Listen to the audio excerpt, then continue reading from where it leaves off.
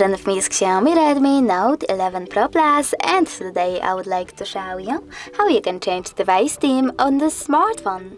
First of all, access settings and tap on Themes section. Now you need to click on Themes at the bottom left corner and tap on the search bar. Following that, just type in wherever you wish to or click on one of these suggestions. I will go with Spider-Man. Then you need to tap on the best theme for you and click on Free over here.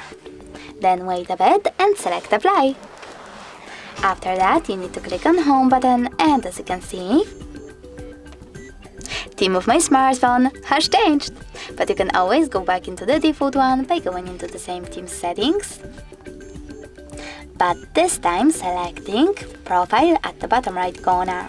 Now you need to select themes over here and click on Limitless or Classic. When you're ready, select Apply and wait again.